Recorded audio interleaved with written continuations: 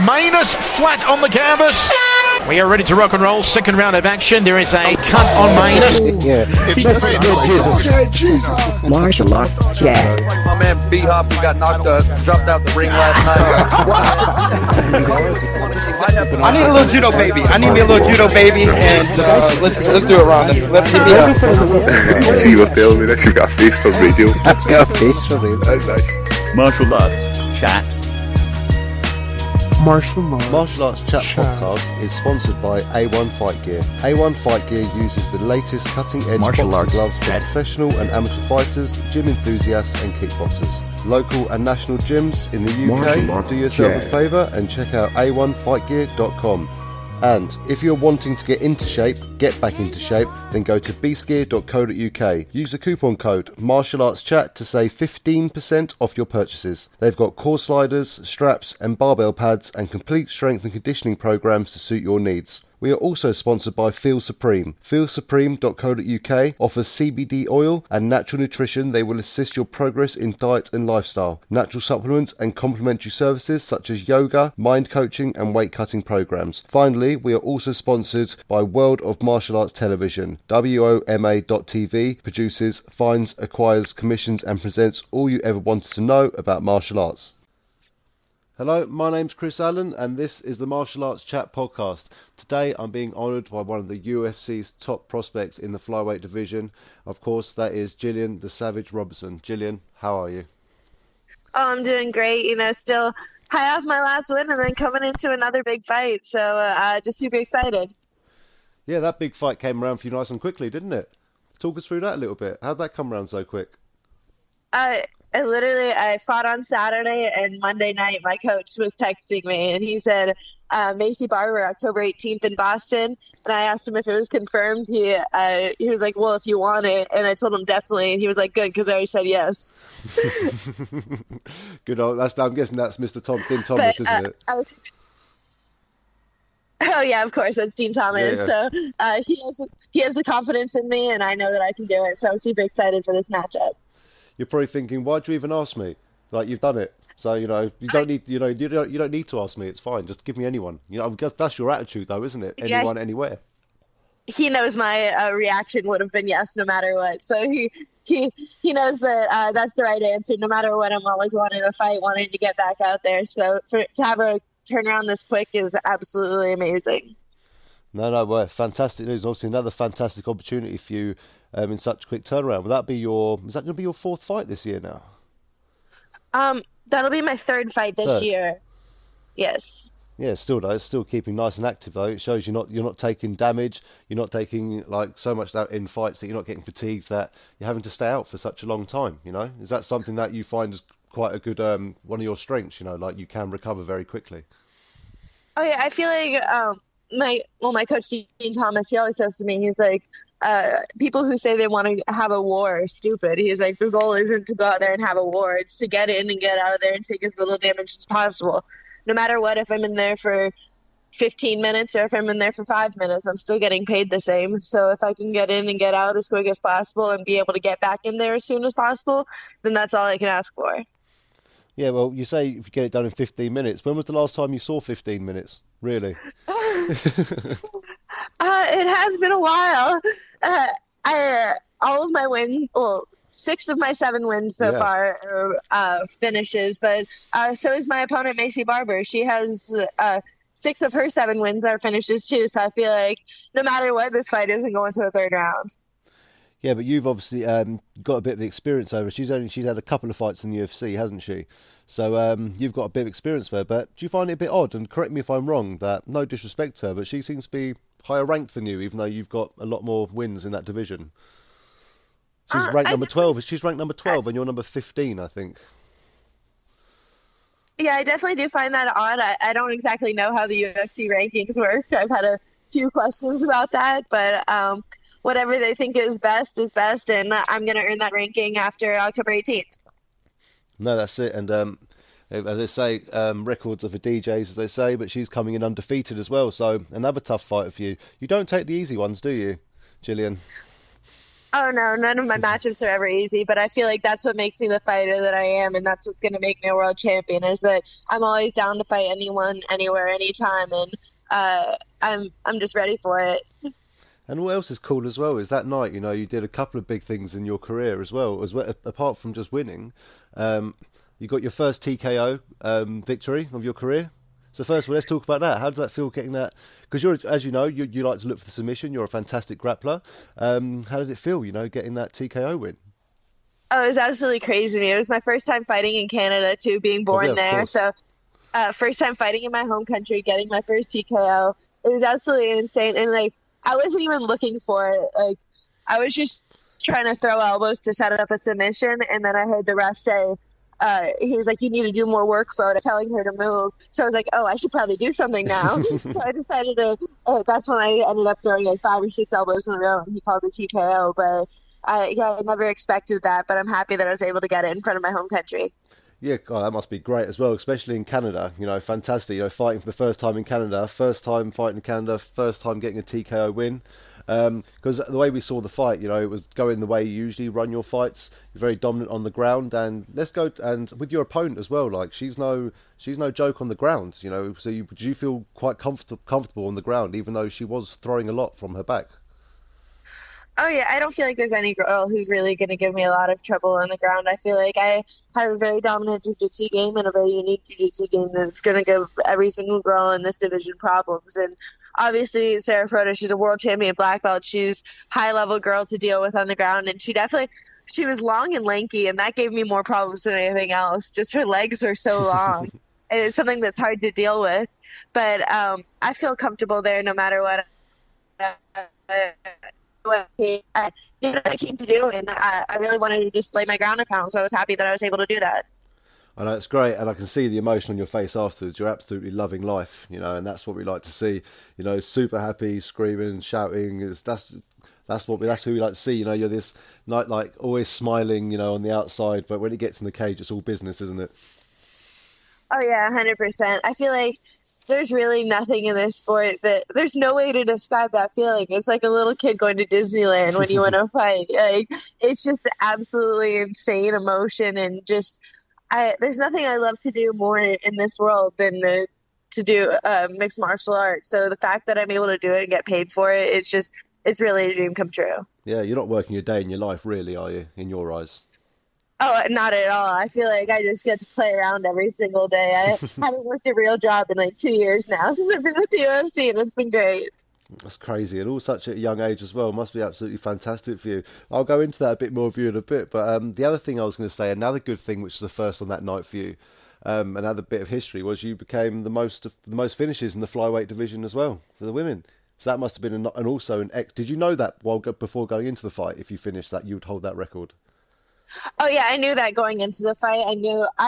Before that I was tied with Valentina and Montana De La Rosa, who both have 3 currently. So I knew that going into that fight, when I finished it, that I was going to be have the most finishes in my division, and that's just the first of many records that I plan to set. Not a bad night then, really, was it, for yourself? Oh no, not at all. Just keep on working towards getting that 50K bonus. That's all I'm looking for. And I'm trying to push for that. Haven't gotten it yet, but that's the only thing that'd make it better. Well, it doesn't help that you're fighting on a huge card such as UFC 240 with Holloway and Edgar fighting and all big guy and all those sort of massive wars that went on in that main event, Not saying the prelims don't deserve the performance tonight, because they do get them a lot. But the wars that went on also your night, there was some stiff competition with you, for you, sorry. Oh, of course. Of course, even looking on the next card, the Boston card that I'm on, I just saw Zabit got signed on it, and I'm like, oh, there goes my 50K. But that must feel cool, though, isn't it? Like, to be actually, even though you're not getting a 50K, of course, that's lovely, but you're still getting a fight and share the cage that evening with such great up-and-coming fighters as well-established fighters, would you say?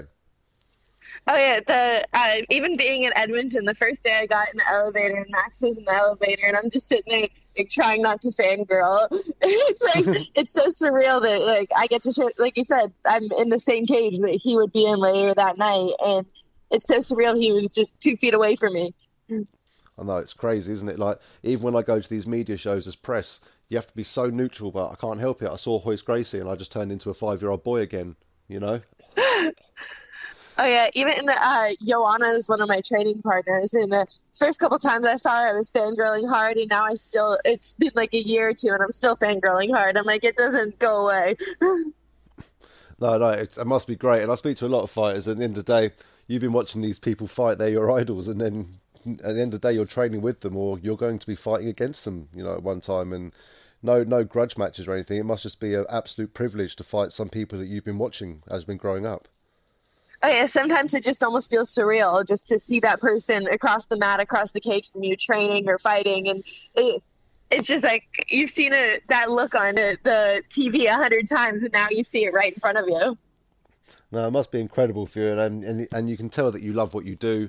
You know, you love your job in inverted commas, if you know what I mean, as it's not really a job for you, and you're getting to do what you love while getting paid. And thank you very much for letting people like me talk to you. Tell us about how much you love it as well. You know, because we love to hear it. Oh, thank you so much. Like I said, literally, it's a dream come true for me. The fact that I get to do this for a living is absolutely just insane. No, I bet. And I wish I could do this for a living full time. Hopefully one day I will. And I said, for me, without sounding like a fanboy, Gillian, this is a bit of a dream for me, getting to talk to such a high level UFC fighter just as yourself. You know, and I don't care what anyone says if you're brown nosing, but I mean that as well. So I really appreciate you coming on. I really do. So what's lovely this time though is that you're fighting a bit more close to home, opposed to having to fly around the world. You know, because in your last 5 fights, I think you've fought in 5 different countries, haven't you? The last 5 yes, fights. I have. Yeah, so let's, do you know what I mean? So let's talk about that. So this time also, how does it feel, you know, fighting a little bit? Because I know you're from Niagara Falls originally, aren't you? But where do you actually live? In the States, don't you? Or do you actually live in Niagara still? No, I was born in Niagara Falls, but I've grown up in Florida pretty much. I've lived here since I was 7, so I've pretty much spent my whole life in Florida. And this is the first fight my first UFC fight, my UFC debut was in Vegas, so I had a few friends come out to that. But this is the first fight where it's actually like reasonable for a lot of people to come out to, where when all my other fights are across the world, a lot of my friends and family can't exactly make that. So it's going to be super exciting to have my actual like home support there. Yeah, quality. And also when you fought in Canada recently, that was still on the other side of the country, wasn't it? From where Niagara is. Oh yeah, it was still I think an 8-hour plane flight for me from Florida. So I think to Liverpool it was like 10, so it's just 2 hours shorter than to Liverpool. Wasn't a short flight. It was definitely still across the world, but I had that hometown support still. No, I bet, because it must be nice to walk out and not that they don't like you, it's because you're on enemy territory. It must be nice to walk out to cheers opposed to boos. Oh yeah, when I walked out in Liverpool, I was getting booed. I walked out in Sao Paulo, and they were chanting "You will die." It's yeah, like, the Brazilians are a bit serious. Yeah. Walking out in Canada and having people cheer for me was definitely a change, and a very welcome change. Yeah, I bet it was. Yeah, a nice cheer. But would you say you thrive off that though a little bit? You know, the boos and things like that. Because at the end of the day, the question I like to ask people: do you find you actually have less pressure fighting abroad because your friends and family aren't there to watch you, but all their friends and family are there to watch them? So actually, the pressure is more on those guys. Do you see it in that sort of way? I don't. Yes and no. I feel like because me fighting this last fight, having the crowd on my side, I feel like every time you hit her good, then you have the crowd cheering for you. So it makes you want to do more, makes you want to push harder. But also, it's kind of the same having the other person's crowd cheering for them. Once you hear the crowd start cheering for them, you're like, all right, I need to do more. So I feel like it can go either way. It's just how it hits you mentally. No, that's a fair enough way to put it as well. Yeah, definitely. But you don't look any different when you're fighting in your home countries when you're fighting on foreign soil. Obviously, we were very lucky to have you come over and fight in front of us UK fans as well. Obviously, being from the UK, I want to ask, and please be brutally honest, how was, even though there was boos when you walked out, at least we didn't tell you we're going to kill you and you're going to die. But anyway, but how was the reception from the UK fans just generally on like fan days and things like that and press days? Well, I fought in Liverpool then, and I fought the hometown hero, Molly McCann, in Liverpool. So it was definitely not a warm welcome when I was walking out, but after, the fans were very respectful, and I went out to a little bar after and had a few fans offer to buy me a beer. Everybody was very nice, very warm reception. But walking out was a little bit different when I'm going against their hometown hero, which is 100% understandable. Nah, that's it. Did you have a few pints, as we call it in England? A few pints of lager, as we call it over here. What were you drinking in the pub? That was over a year ago. That's a long time. It must have been a good night if you can't remember. Fantastic. It's what we like to hear. You had good fun in the UK. Good night in Liverpool. Apologies about the weather, but that's part of the tourist attraction in the UK. You've got to have a bit of rain. It was actually really beautiful when I was out there. Florida, this whole last month, I think, has been raining every single day. But the whole week that I was out in Liverpool, it was absolutely gorgeous. Oh no, fair enough. It's a lovely place as well, Liverpool. Lots of history there and things like that. So it must have been a lovely place to fight. And again, you're fighting against one of the hometown girls. And look at the great performance you put on that night. And now the finish, and obviously a classic submission from yourself. So how did it feel getting that win? Like pretty much all your wins you've always won technically on foreign soil, apart from the odd time. How does it feel winning on home soil compared to winning on foreign soil? Like I said, it's just the vibrations of the crowd. So you definitely have more of the crowd behind you when you're winning on that home soil. When I went in Canada, everybody was going crazy and everybody was really responding. Where also it was a little bit of a harder when I fought Molly McCann, she was completely out. So the crowd was silent for a second. Like they didn't want to wait for her, But I feel like they're cheering for you, but it's not the same vibrations as when you're in a hometown like getting your win. No, but the way you're fighting and the way you finish and the exciting fights you put on, it's hard not to love your fighting style. Anyone who fights like that, people are going to love and enjoy to watch. At the end of the day, you're a finisher, and back in the day when women's MMA was first introduced into the sport, people complaining weren't seeing enough finishes. I love the female division, but do you believe now, like people like yourself are coming through and showing that even in the female division we hit just as hard, we can finish just as well, and what are your thoughts on that now, on how the female MMA's evolved? Oh, I think it's absolutely amazing how much we have evolved within the last few years. Obviously, Ronda opened all the doors for us, but you see from her generation to even like Amanda now. Amanda's such a well-rounded monster everywhere. Yeah. She's good on the feet, good on the ground, good wrestling, black belt in judo. Like you see just women evolving in general, becoming mixed martial artists, and the more like the further generations you see, the more you're gonna like. Even Macy Barber, I feel like she has a lot of potential to be great, but this is just going to be a bump in the road for her.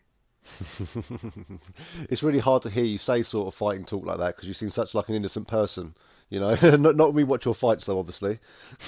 But no, it's going to be great. And I said again, every time you're on the fight card, everyone's always excited, everyone's always talking about it in the press room and things like that. So no, it's really going to be exciting. And how lucky do you feel, you're at this time of your life, in all the time in history you could have been born. You were born now when women's MMA is really growing in the UFC and worldwide. Do you feel you're very lucky to be involved in it at this point in time? I honestly feel like everything just panned out perfectly for me, like time-wise. I feel like because I didn't really know what I was getting to whenever I started fighting and everything like that. But when I first became an amateur, it was just as Ronda Rousey was coming into the UFC.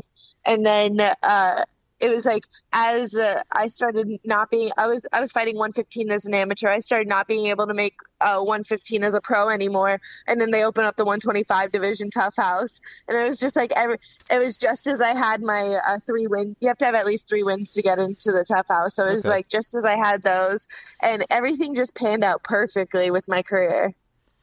And and it's amazing how it worked out for you, because that literally within three fights into your pro career, 4 fights, sorry, I'm reading it wrong, in 5 fights. How did it come around, to get the call for the Ultimate Fighter? Like, I'm not saying you weren't deserving of it, because you very much were.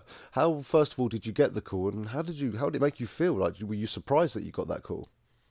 Well, it's an audition, so there's probably about 150, 200 girls there who are auditioning for it, and then they cut it down to I believe it's 16 girls who end up staying, and so it's like I flew out to Vegas to try out, and then they end up keeping some girls to do like medicals and stuff, and I was kept in the first group, and I was kept in the second group, and they just kept on keeping me past every single cut, and it's like even though I was 3-2, like I knew the skill level that I was at, and I've showed since I got in the UFC that I'm a high level fighter. I've had 11 amateur fights previous to that, and even my two losses, one of them is back then one of my two losses was to Cynthia Cabello, who is just went on a tear in the UFC, was subbing girls, and I took the fight on 5 days notice, went to a decision. The other one was a close split decision for my first pro fight.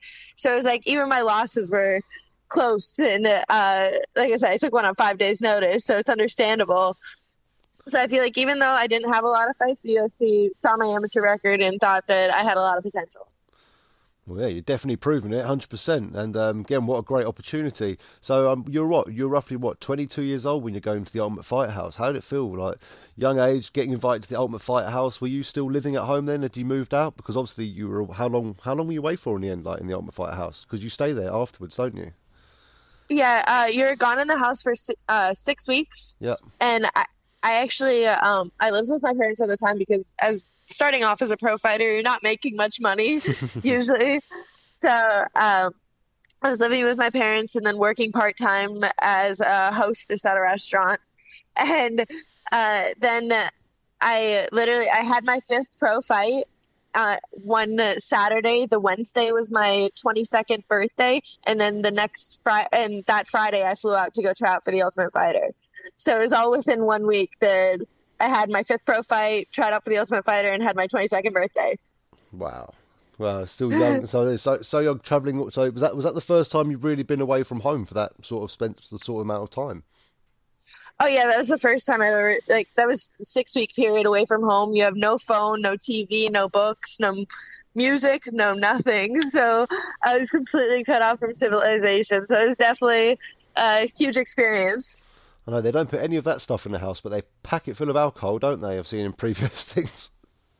Oh yeah, well, you're bored, so you need something to do. It's always amusing to see. It really is. And the Ultimate Fighter's coming back soon as well. It's definitely something that needs to be coming around because it gives people opportunity like yourself, you know. And even if it's not successful, you're living proof, you know, that even if it doesn't go well in the house, look at what you've done since then. You know, you pretty much might as well have won it. A lot of the people who win the Ultimate Fighter don't tend to carry on to be the best. It's usually the people that were runners up or involved in it, you know. Oh yeah, I feel like there's definitely a few girls like me. Montana De La Rosa's coming off the house. She's been on a tear. She just lost to Andrea KJ Beasley, but she's been like, I was actually calling her out before that fight because like I said, she was tied with me for the most submission wins. I feel like she was another girl who was like kind of an underdog in the house. There's a few of us who are definitely coming up. That's it. It's what's just great because the divisions are slowly building and building and building as well. That's what's most important because everyone wants to see women's MMA grow, you know, and it's getting bigger. As I said, it's getting bigger and bigger and more exciting as well. Especially with, as I said, young fighters like yourself coming through, and you're coming from such a great gym as well. You know, you're training with some of the best people in the world. Remind me, you know, I was 16 years old, wasn't it? You walked into AT&T, wasn't it? Correct. It was in the main gym down south that I started at. Dean Thomas had his own gyms in Port St. Lucie, so they're about an hour and a half north of where I live now. And I started at Dean Thomas's gym when I was 16 years old, and I've worked with him since day one. And then he moved down to Coconut Creek so then he could start working with the higher level fighters, and I just followed him down there. Cool. So how long was that drive every day then, there and back to Coconut Creek from where you were? I was, for probably about 3 or 4 years, I was driving down to Coconut Creek and back. So then, but obviously now since I've been with the UFC, I've been able to get my own apartment down here and move out from my parents' house. But when I was living with my parents, it was definitely rough. Oh man, I bet. Yeah, well, finally moved out into the big world sort of thing. But I said you must have grown up so much during that Ultimate Fighter experience. You would have had to. You had to mature, didn't you? You're looking after yourself. I'm not saying you couldn't look after yourself, because I know I couldn't at 22 years old. But no, did you find that's where you did a lot of your maturing in the sport and growing up by being in that environment? I feel like I learned a lot in that time. It just kind of showed me what I need to, what I need to be at that level, and that I am at that level. Because it's like there was a lot of those girls that I can't keep up with easily, but you also see the work they're doing in their house, how they're eating, things like that. Just little things that it's like, it definitely changes your mindset. Must have been strange though as well. Did you think, oh God, I'm on a reality show? This is weird. It's like Big Brother sort of thing. How did that feel? Like there's cameras everywhere and things like that. I've always. Oh, it's definitely weird.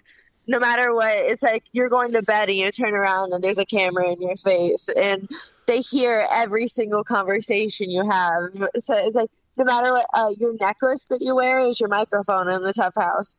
So it's like the second you get out of bed, you need to put your necklace on so then they can hear everything that you say all the time. And it's just you have no privacy at all. And like I said, you have no phones or no music or no books or no TV. So that's why they have so much alcohol. It's because everybody's just sitting around staring at a wall and bored. I guess there's only so much training you could really do, can't you?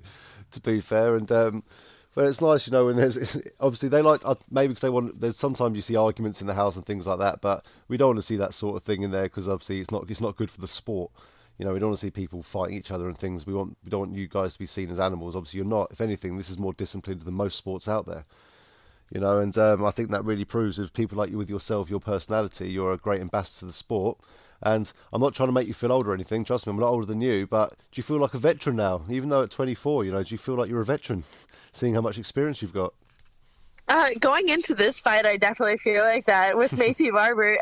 She's 20 years old, and I definitely have a lot more experience than her. So it's definitely it's something that I'm not used to. I feel like I've probably only fought 2 or 3 girls that are younger than me, and every other person, like I remember when I was 18, I fought a girl who was like 32. Like everybody's been so much older than me, so it's definitely weird being the veteran going into this fight.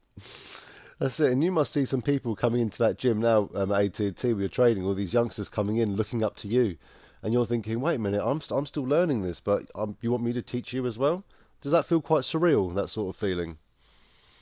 I feel like a lot of people don't expect me to be as old as I am. Everybody expects me to be like 30 or 30, a little bit older than 30. Oh, but when they find out that I'm so young, it surprises them because I feel like I'm at the level of the people who are a little bit older at the gym.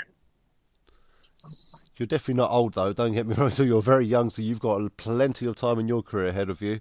You've been at 24, you've been to multiple countries, you've had, how many fights have you had in total then? So if you count your amateur as well, we're looking at about 22 fights in the space of 6 years? Yeah, I believe around then, yeah. Yeah, so exactly, you're someone who likes to keep active, and even in your early days as well, you're always winning, you're winning by submissions and things like that, but that's back then. You were having a few more decisions, weren't you? But hey, those are the learning days, of course. Of course. And actually, like starting off as my amateur career, I wasn't a jiu-jitsu person. Like going in my first fight, I was a white belt.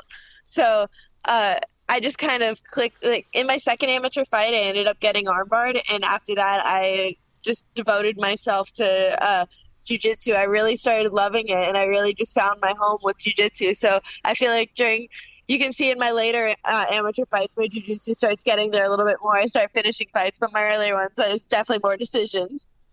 Yeah, I know, but it's fantastic, you know, and you can tell in your career now that you're doing a lot more submissions as well. It's pretty obvious. Anyone has to look at your record, they can see it's pretty easy to see. And again, that makes it even so fantastic recently that you got the win by TKO. So, no, it's great to see that you're definitely all round. Do you think people underestimate your stand-up a bit, Gillian? Yes and no. I don't feel like my stand-up is necessarily one of the strong points of my game. I know that, but I feel like people underestimate how well I use my stand-up to set up my wrestling, because I feel like I'm good at using my strikes to disguise my wrestling, and girls underestimate that, so I get in on the legs before they even notice. Where like my striking isn't necessarily great, but I'm good at getting in on my takedowns with it. So that's your bread and butter, obviously, your takedowns, and people know that. And it must be great that people know you're going to do that, but they still can't stop you.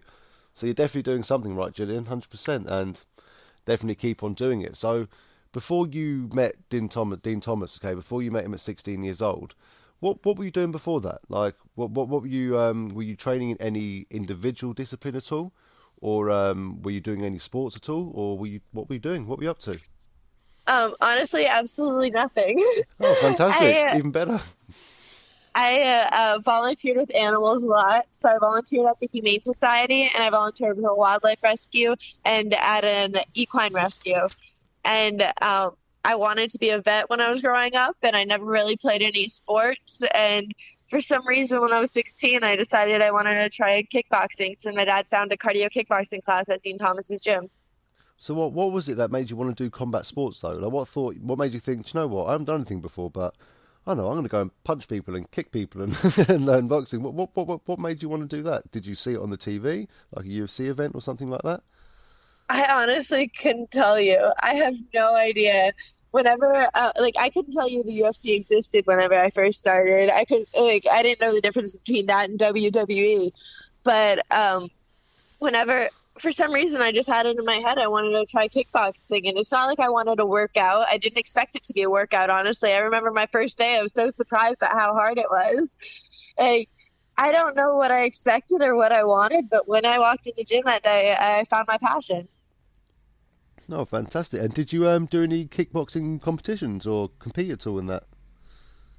No, I just, I started with the cardio kickboxing, then got into an MMA class about 2 months after, and then I actually competed in MMA before I did anything else. So I had my first amateur MMA fight, and then I started competing in jiu-jitsu competitions after that. I had one amateur kickboxing match, and that was it. How did that go? Go on, tell us. I ended up winning it. I went to a decision, but cool. I thought I lost. I got my hand raised, but I thought I lost.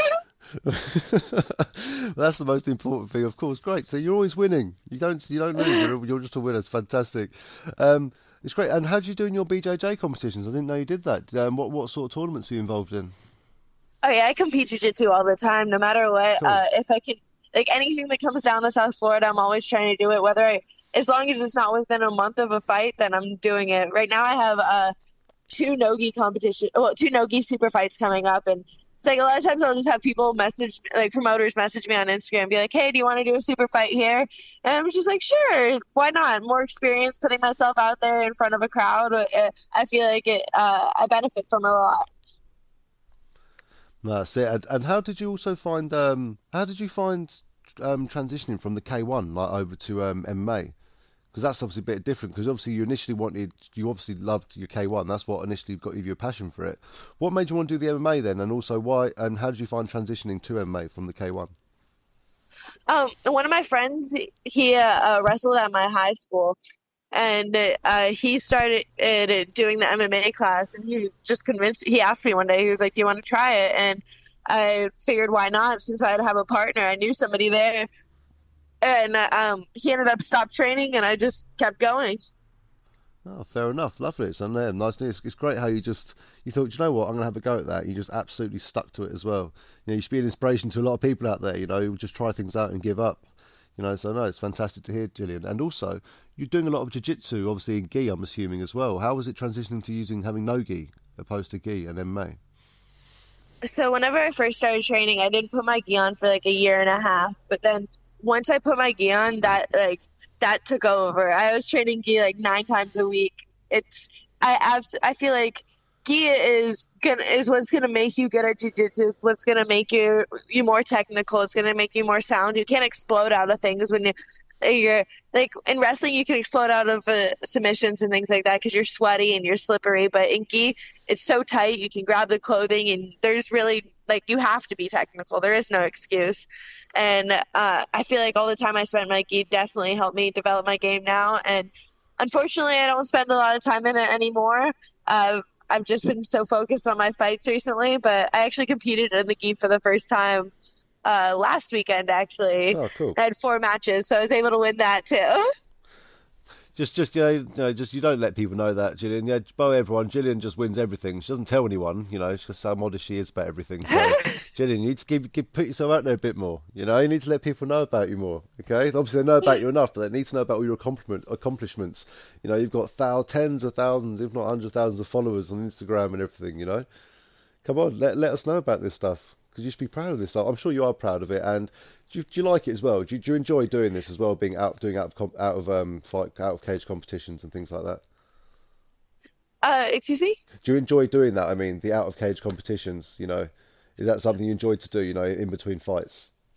Oh yeah, I feel like putting yourself in the competition mindset, having you still get those little butterflies in your stomach, those little nerves. And just putting yourself in that like type of feeling, that type of mindset, I feel like is so important. You need to get yourself used to that, and there's no way to do that without putting yourself in front of a crowd and actually going and doing. And then it's very To important make that... yourself uncomfortable, you need to do things like that. Oh, sorry, Jill, I didn't mean to interrupt you there. I thought it cut off there a bit. I thought you stopped talking. Apologies about that. Sorry, what did you just say there? Sorry, it did cut off. I'm not sure where it cut off. I'm sorry. Don't worry about it. I'm sure it was fine. I'm probably my headset being messing up. And also you were talking about how before you got into it, you wanted to work with animals and be a vet and things like that. You still do stuff in relation to animals, don't you? You are sponsored by like an animal CBD company, and obviously you have your own pit bull as well, don't you? Well, I'm not responsible for the animal CBD company, but that is one of my sponsors, Creating Better Days CBD. They make CBD dog treats for which my pit bull loves, and he has really bad arthritis. So me giving him those CBD treats every single day has literally made the difference. It's amazing. I know. Like, did he have problems with his legs and stuff, which is quite common, isn't it? Oh yeah, especially he's getting up there in age too. He's about 12 now, so he's my old man, and those were a life changer for him.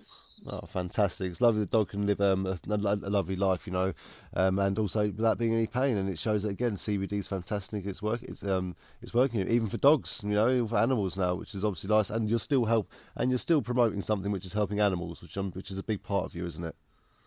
Oh, it is 100% a huge part of me. My pit bull, I actually shelter, and that's why I took him home, is because he was at the shelter for over a year and I just couldn't see him in a cage anymore. And he's my best friend, and no matter what, I couldn't live without an animal in my life.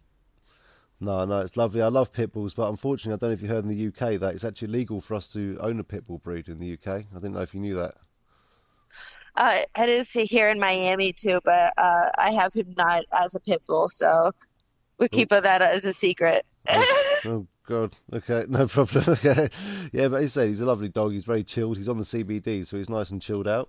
You know, that's the most important thing. And he said they're beautiful animals. They're very misunderstood animals. And again, he's just like your best friend, I'm sure. How long have you had him for? How old was he when I've you had him took for. He was about 6 or 7 years old when I took him. So had him about 6 years now, and he's literally the best dog I've ever had. He loves everything. I put him next to my friend's ferret, and he was scared of it. Like, he's the biggest. Like, he thinks he's such a little dog. He thinks he's a lap dog. He's the biggest sweetheart in the world. He's a big mummy's boy sort of thing, yeah. Oh, he's my shadow. Every time you turn around, he's just there, looking at you. Oh yeah, just waiting for food or love. All he wants to do is get pet constantly all day, and if I stop, he hits me. That's it. So, and where's my CBD cookie as well? That's what he wants. Exactly, that's all he wants. So let's go back to when you joined when you joined Dean Thomas as well. So you're 16 years old and you joined Dean Thomas. First of all, how important was that in your career, joining someone like him? Like, how did you hear about Dean Thomas? Was he a family friend, or have you heard about him? Was he just a famous name back then? So my dad was manager of the Humane Society, and one of Dean's pro fighters worked at the Humane Society. So my dad was just he knew that I wanted to do kickboxing, and he was trying to find a place for me to do like a cardio kickboxing type of class. And one of his employees told him about this place, and it ended up being Dean Thomas's gym. And I honestly, meeting Dean, I wasn't thinking he was anyone special. I didn't think anything of it. But now looking back, I'm like, he's a legend. Yeah, I didn't understand what I had. He was dedicating so much of his time. He put hours and hours into me, just staying at the gym, meeting me and one of my drilling partners there every single day, just working with us privately. And I didn't really understand what I had there, but because I didn't watch the UFC, I didn't know anything about him. I didn't know who he was. And it's now looking back, it's kind of crazy to me. Oh, sorry, you cut off there, Gillian. Can you hear me? Yes. Oh yeah, cool. Yeah, no, I caught the end of what you said though, I'm sure I did, yeah. So yeah, cool. And obviously what a legend in the UFC Dean Thomas is as well. And but have you ever watched have you ever watched his little show he does with Dana White and Matt Serra online as well? Oh on yes, YouTube? I have. I love that show, man. Yeah, got to give me a bit of inside feedback on that. How does he find doing all that? And have you met Matt? Have you also worked with Matt Serra as well? I bet he's a legend. He is as well. No, I haven't worked with Matt yet, but I would love to. He's definitely one of the MMA minds that I feel like it would be an honor to step on his mats, to be in his gym. But I feel like they're definitely a hilarious couple together. I love that show. Those two make me laugh so much. And Dean is such a character. And because obviously you know him, we don't know him like you do. Obviously, we see him on that show. Is that his actual personality? Is that really how he is, in real person? Just a lovely, bubbly guy. He's a jokester all the time. He does improv around here locally, too. So it's like he's always joking around, but when it comes down to work, we're serious. That's it. It's great. I just love watching them jump in with sharks. That's what made me laugh the most. Did you see that one? Oh, yeah. That's definitely not something that I'd be about. You can put me in a cage with a 125-pound girl. I have a ref there to stop anything. It's not a 1,000-pound shark. I know when I was watching, I was like, "You guys are absolutely nuts." It's only a TV show, But Matt Serra jumped in, he jumped straight back out again. And as soon as Dean got in, as long as Dean was out a little bit further than him, Matt Serra was quite happy. It was quite amusing, to be fair. But no, fantastic. I bet he must love to be part of that. But he must be a busy man, training all you guys as well as doing that sort of thing. Is he in the gym quite a lot? Yes and no. He definitely travels a lot. Yeah. Like you said, with the Dana White's looking for a fight. Also, he has a group of fighters that he works with that we're fighting constantly around the country. We have so many fighters that fight for huge promotions like UFC, Bellator, PFL. So it's like he's constantly flying everywhere for whoever. Not my last fight camp, but the one before that, I spent my whole time in Milwaukee at Rufasport because it was against Veronica Macedo because Dean was up there working with Tyron Woodley, so I needed my coach for my fight camp, so I flew up there so I could be with him. Quality, you know what I mean? That just shows like obviously a fantastic relationship between the two of you. You've been with him now for nearly 7-8 years, and look what fantastic work he's doing with you as well as other fighters in the small time he has. And I'm sure he makes a great effort to make sure he spends as much time with you all as he can. Is that right? Oh, yeah, like I said, when I didn't even know who he was, he put so much time into me. Whenever I was just a little 16-year-old at his gym, he saw that I was hardworking, he saw that I was dedicated, and he invested his time, and I couldn't be more thankful for it. No, yeah, I bet. And what a fantastic opportunity, and how blessed must you feel to walk into that gym? Like you walked into that's the first gym you walked into. You didn't have to shop around, as they say. I know, you'd say that you walked into that gym, you walked in with Dean and got into AT&T. How important was that for your career to find exactly what you needed and they knew exactly what you wanted from day one? Like I said, I feel like everything just kind of lined up for me. Like the fact that I wanted to start doing kickboxing in general, I have no idea why. The fact that I walked into Dean's gym and then just when I turned pro, just as I'm turning amateur, Ronda Rousey's just getting into the UFC, and then just as I'm turning pro, they come out with my division and the Ultimate Fighter. Everything just sort of fell into place with me 100%. Well, the wins seems to be falling into place as well, and the wins. It's like Dana White needs to start looking at those fight of the night performances. You're finishing girls off left, right, and centre. You've got the most finishes in that division. We need those 50 grand, that the dog needs his cookies, yeah? That's the thing. How's the dog going to get... You tell the dog he hasn't got CBD cookies. Yeah, exactly. That's all I'm working for. Like I said, I'm just trying to get finishes. Hopefully I can do something to impress Dana. This last fight, he actually dropped me into his back green room and said congrats to me and everything like that. So I thought I did enough to impress him, and I was sitting there after the fight, just sitting in my hotel room, refreshing the Twitter feed, trying to see if I got it. And then I hear someone down the hallway scream, 50 G's, baby! I'm like, oh. Oh, no. I hope you didn't feel too gutted, though, because you had a fantastic win, though. You know what I mean? You're in Canada. That would have been the icing on the cake, or the cherry on top of the cake, as they say. But you know what? What a fantastic night for you. You broke records in your home country. You won by TKO. What more could you ask for apart from that 50 G's? Exactly. It was definitely a perfect night. I'm just keep on pushing for the wins, try to make an impressive finish, and I just want to keep on working my way up there, so that's the way to do it. That's it. That's it. And I'll tell you what, Gillian, one question I love to ask you all, and I'm sure you've been asked it a million times, and I probably should know the answer, but I want to find out anyway. Who gave you the nickname the Savage, or was it something you gave yourself, and why? Why the Savage? You're in the cage, yeah, you're a savage, and out the cage, you're just so pleasant. Is that why? Yeah, that's kind of exactly why. Right after my first MMA fight, Dean wrote a group email to everybody at my all the like fighters at my gym, just talking about me, saying how I was as quiet as a mouse, but when I walked in the cage, I turned into a savage. And one of my friends was just like, "Oh, a savage," and then it just sort of caught on after that. Quality. And when did the red hair come in as well? Because it wasn't always red, was it? You started off I early on. What brought that on? Do you mind me asking? I guess I just make a lot of impulsive decisions in my life. Fair enough. Like I said, I don't know why I walked into the kickboxing class. I don't really know why I dyed my hair red. I did it before my first pro fight. I just kind of felt like doing it, and then now I feel like it's kind of a thing. That's how people know me, so I got to stick with it. That's it. No, and you're right. Sometimes you need to be seen like Dan Hardy had his red Mohican, didn't he, and things like that. And Melvin Gillard with his blonde hair. Everyone remembers all those little things. So, no, I think you're doing it right.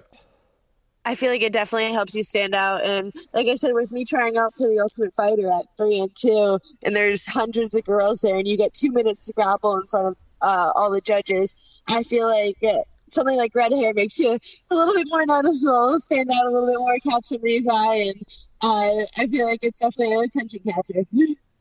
Or you can go full on and go like your opponent did. Like, she looks mean. She looks like a fighter.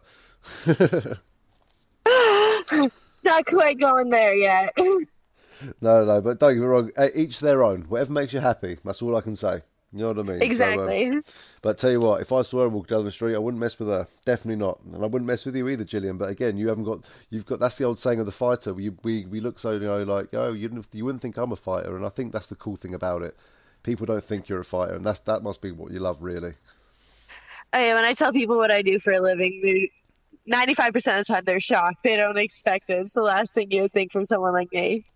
That's it. Great. Let them be surprised, and when they see you in the case, think, "Oh, I wonder what she's like when she fights." Then, and oh my God, like, we're not going to mess with her, sort of thing, you know. Oh, great. But I know you don't. You're not that. You don't walk around giving it the big and stuff like some fighters do, and you know. And the problem is nowadays, if you do go around giving it all the big talk and stuff, you seem to get title fights, which is interesting. What's your thought on that? That's just my opinion, by the way, on that. I'm not saying that for everyone's opinion, but yeah. I feel like we're in an entertainment business as much as we are a sport. So obviously, sometimes the talk can get the title fights, but also if you're finishing girls, keep on moving up, you're going to get the title fights. So I feel like there's two ways to do it, but it's entertainment's definitely a huge part of this. Well, yeah, and you're doing your entertaining, obviously the better way by fighting in the cage, obviously finishing fights and making it exciting. That's what everyone wants to see, and that's what you're getting. Even if you are getting booed, they're cheering really because everyone wants to see a finish. You know, so don't take it to heart too much. As you said, you got a great reception afterwards, and everyone congratulating you and things like that. So that's the most important thing, really, isn't it? Oh yeah, 100%, no matter what. So when you're not training, you know, and things like that, and you've got a bit of a break, is there something you go to straight away? Is there like a bit of cheesecake that you've got on the shelf that you know you like having, or something like that? It's a little bit of everything. Go on, give us a rundown. I feel like it's really just carbs and sweets. It's anything with bread that I want, because usually bread's the first thing I cut out whenever I'm trying to make weight. Usually I walk around like 145, 150 if I'm out of camp, and then I fight at 125, so obviously I have to start getting myself lower. But it's definitely a task. Food and I are definitely very close, so it's a tough 8 to 10 weeks of camp. What did you have in England, you know, after your fight? Was there any particular food that you thought, oh, that looks really unhealthy, but I'm eating it because I'm not cutting? Did you try any cool UK like traditional foods while you were here? Honestly, right at post fight, I can't eat anything. I feel like I have so much adrenaline in me, I really can't eat at all. So that night I didn't eat, and then the next morning I flew out early, so I didn't get a chance to. Oh, you didn't get to try some fish and chips, some pie and mash, bangers and mash, as we call it. My parents are actually both born in Scotland, so I grew up on stuff like that. Oh, really? Oh, fantastic. So you know what it's all about then. Just stay away from black pudding. That's all I can say. That stuff's nasty. Have you ever heard of that Yeah, my before? dad eats. Yeah, my dad eats that. Oh, have you ever tried it before? When I was a kid, yes, but not recently. I'm staying away from it. Oh, that, do you know what? That's part of a full English breakfast. That's part of a full English breakfast. That probably upset the Scottish. But but no, and oh, it's nasty. Like I'll try anything, even I don't care what it's made of,. But congealed pig's blood just didn't taste that great to me, to be honest with you. Yeah, I'm not a fan. I'm not going after that. No, the only blood you need to be seeing is the blood on your opponents. And we saw on your last opponent those lovely sharp elbows you threw, which were great. I love those little elbows you throw, and he just opens up these little cuts. And as soon as you saw that blood, was it? Did you sort of that's when the savage came out, wasn't it? Oh yeah, exactly. It was so weird. Like I cut her the first time, and you don't even feel like you did it. Like I knew I hit her with the elbow, but I didn't even think I hit her hard. It just hit her right and in the right spot, and it split her open the one time, and then in the second round, I just knew I wanted to go after that. Like you see the blood, and you literally just like that's what you focus on. You know that you gotta play like a target to hit now. So I just kept on trying to attack that, and ended up cutting up the other side around too. So it's definitely nice. My first fight where it was really bloody like that, and it's nice not to be the bloody one. So haven't had that happen yet, and I hopefully won't in the future. No, exactly. Yeah. Oh well, don't worry, because you've got red hair. No one will know. It'll be hidden. Oh yeah, there's actually a video of me right after the fight where I'm walking around with my hands up, and I just have blood all down my face because she gave me a hug right after the fight, so I have blood on half of my face from her, and it's just like coming straight out my hair. It just looks like hair dye coming down. Maybe that's why you should say you've got red hair. You do it because that's the colour my fighters finish with. I don't want their blood to stain my hair from the damage I cause. No, Exactly. that's it, Gillian. That's it. And you're wearing the classic red. You've got the red hair. You stand out. That's what it's all about. I think Chris Lieben used to rock the classic red hair as well. I think was the other one, the original one. Yeah, But I believe so. yeah, you're the first lady, and that's the most important one. So that's it. And again, breaking records and all that sort of stuff. The red, you're definitely one to be remembered, and especially where you're finishing fights. And again, you're fighting again really soon. So another dominant win, which I'm sure again you'll do. I'm sure again you'll be in those top 10 rankings. I think you're very deserved in those top 10 rankings, and I really think another win puts you what? Is that 5-1? 5-1 in the UFC? Yes, Correct. Yes. yes, that's 5-1. That's got to be asking for a top five at least, would you say? I don't know if I'm necessarily a top five. I think the UFC's been moving me a little bit slower, which I don't necessarily have a problem with. Like I know I'm young. I don't mind taking the time fighting my way up there. I feel like that's why I never got ranked for a while, and I'm definitely like I feel like I'll definitely get probably a top 10 opponent or maybe a bigger name, which I would be definitely down for too. But whoever it is, I'm ready for it. I'm just ready for every fight till I get up there, till I Valentina's sitting across the cage for me. Oh, that'd be a great fight as well. Just thinking about that, Gillian. No, that's the fight you want next. Go on, you can do it. But there's a great. Sorry. Definitely not the fight I want next, but if it comes, and I'm ready for it. But if I can have a little bit of time, I would definitely accept that too. What did you think of her last fight? Honestly, I feel like it showed a little bit of.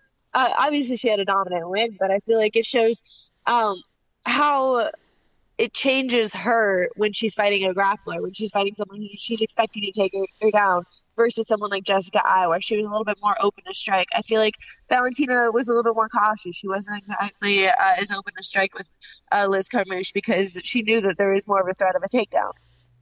Well, yeah, we know Carmouche is dangerous as well. Like, look what nearly happened in Rousey's debut fight against her. Oh yeah, and Liz Carmouche beat Valentina. Obviously, it was a long time ago. It was 9 years ago, but that was Valentina's first loss. The only other time she's lost is to Amanda Nunes twice, which is nothing to be ashamed of. Obviously, Amanda's a monster. But Liz was the one who did it before, so I feel like Valentina was very cautious with this fight. No, I actually put money on Valentina, on Liz, because she had such high odds at the bookies here. We do it in a bit different, 7-1 she was. So for every pound you win 7. I thought that's crazy, just for her to win. I said Liz has got so much chance than anyone else.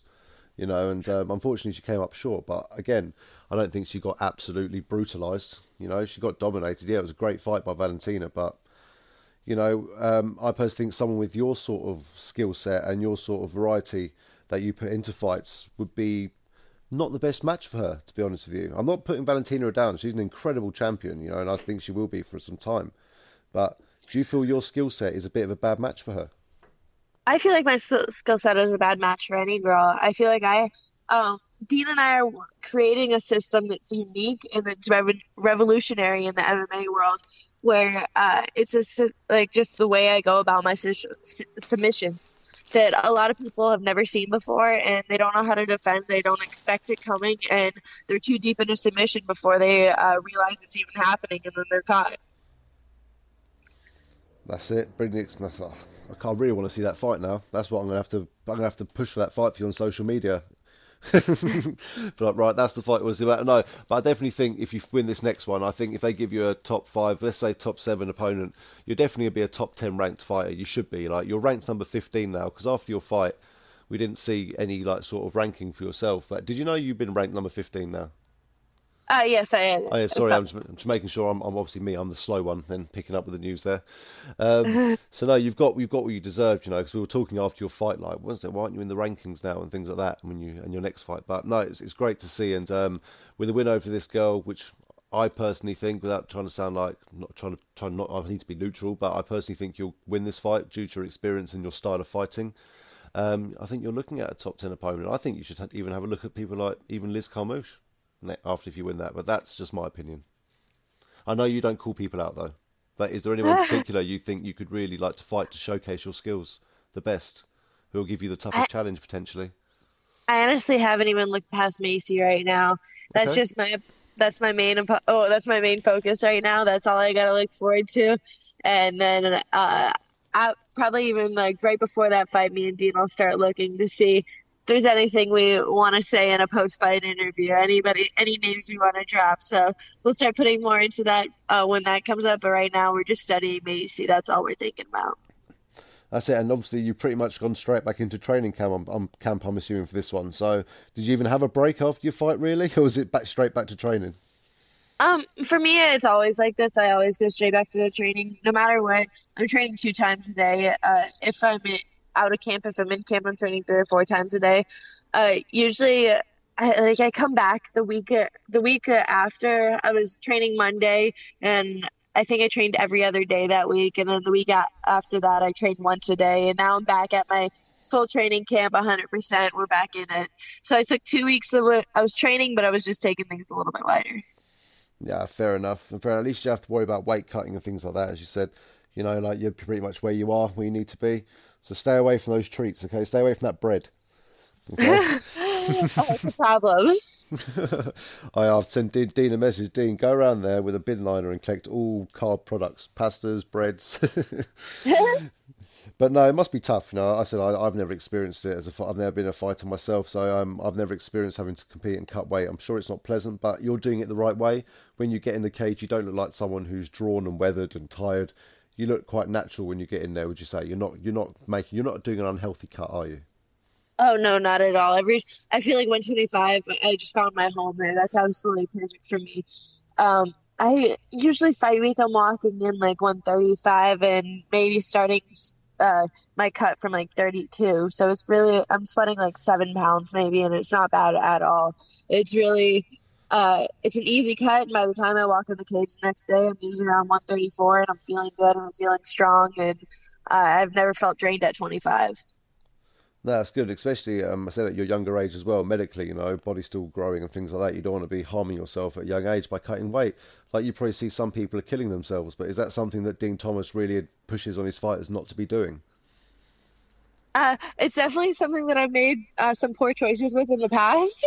Okay, yeah. Like when I was an amateur, I was walking like 117 to 120. Wow. Like I was a lot smaller back then, and I took a 105 fight on 5 days notice. So I cut 17 pounds. Oh no, it's 10 days notice. So I cut 17 pounds in 10 days, going down to 105.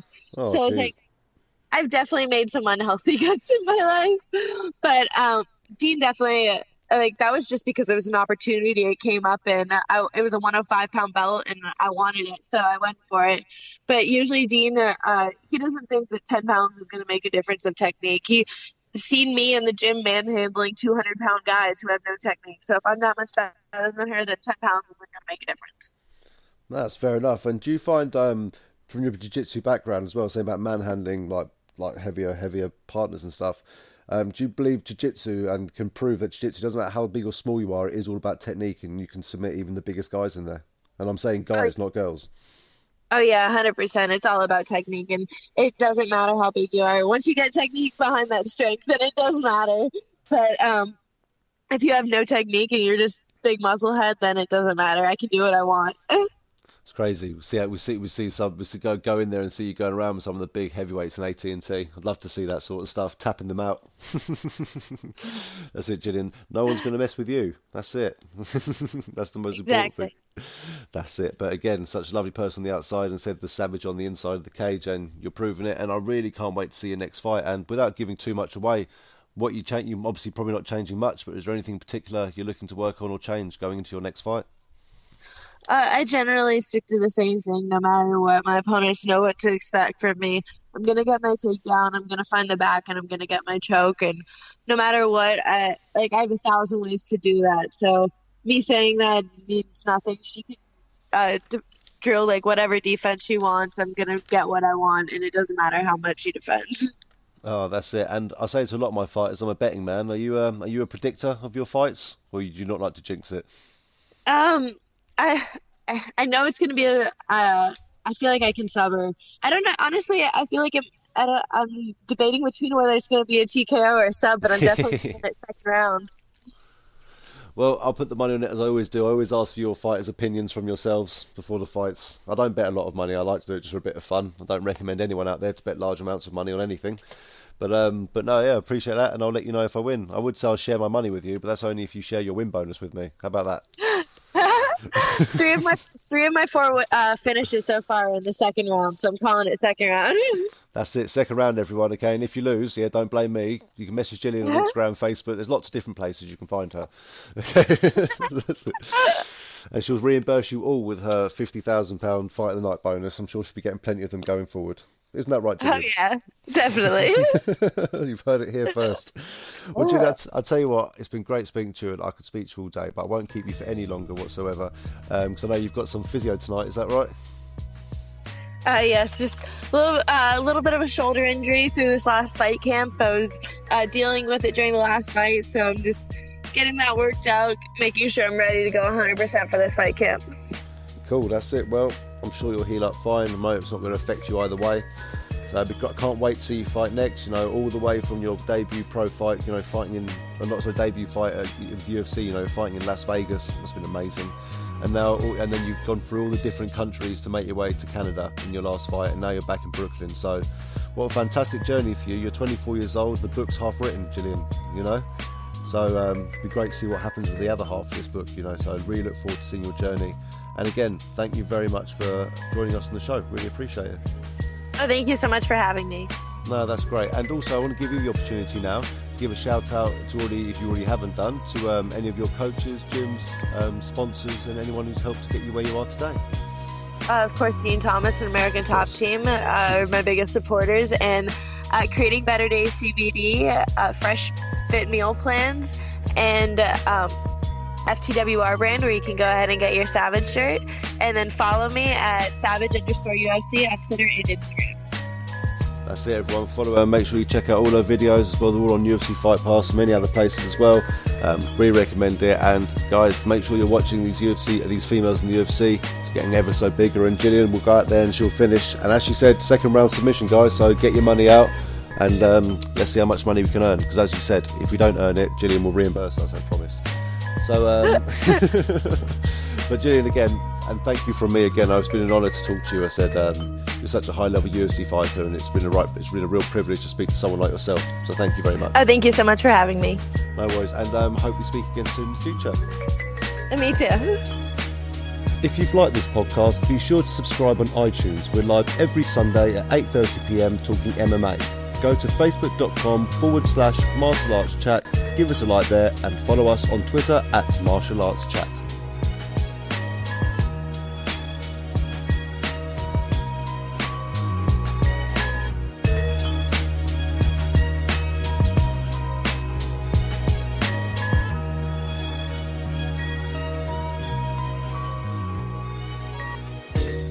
Change your heart.